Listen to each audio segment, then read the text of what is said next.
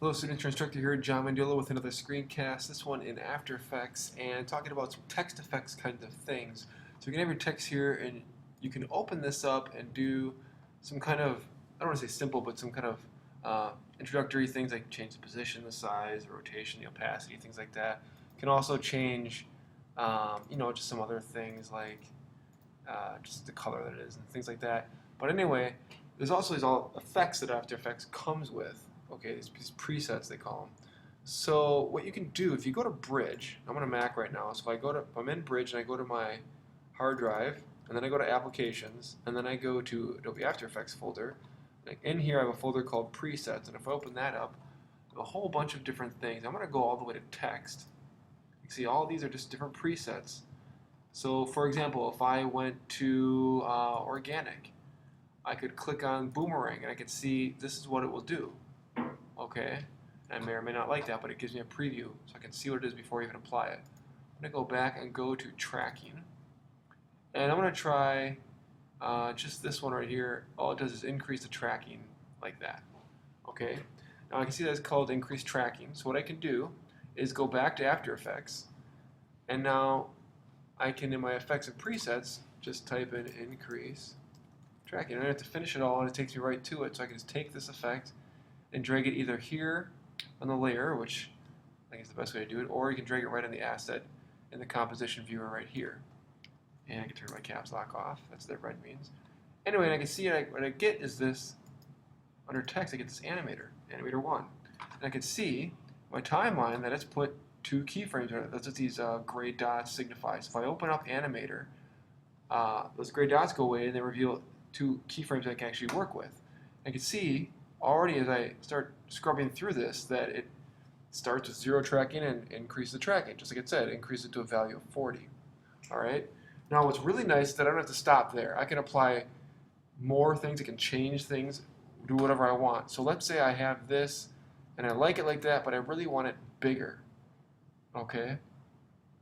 So what I can do is open up Transform actually and turn on Scale. And I can see that if I zoom in, I can see that the little, the anchor point is right here at the bottom. I actually want it in the middle so I can grow and shrink from the middle. So I just grab my Pan Behind tool. I'm just going to drag that into the middle, right around there. Okay, anyway, I got the scale. And when I hit the stopwatch, my scale, it, made a keyframe there. And I'm going to make this much larger. So I'm holding Alt and Shift so I can grow from the center.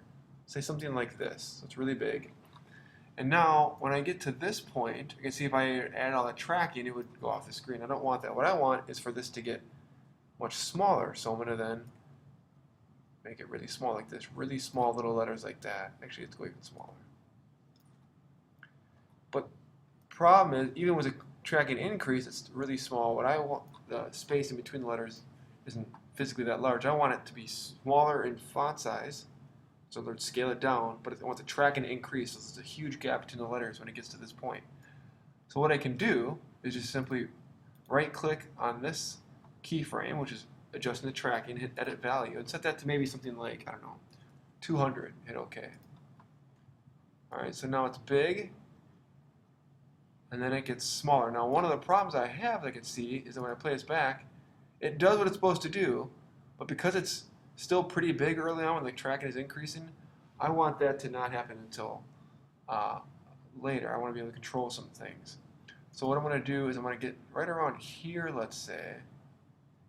I want the tracking to still be not that great yet. Right around there, let's say. So now I have 3 keyframes here and I can see what's going to happen. It's like this, and then it's going to go out like that. Okay? I can work on this to perfect this. So like that. What I can do also with this one, I can right click, edit the value, maybe set something like 500. Let's see it really spring outward, so it's going to go like this, and then just zip out to the sides like that. Okay? Just again, all I do is look up a text effect in Bridge, see what it does, then go to After Effects, search for it by name, the Effects and Presets panel, take it, drag it onto your asset, and then you get full customizability to adjust things. You could add other effects to this if you wanted, other basic things like scale and rotation, etc. That's all. Have fun.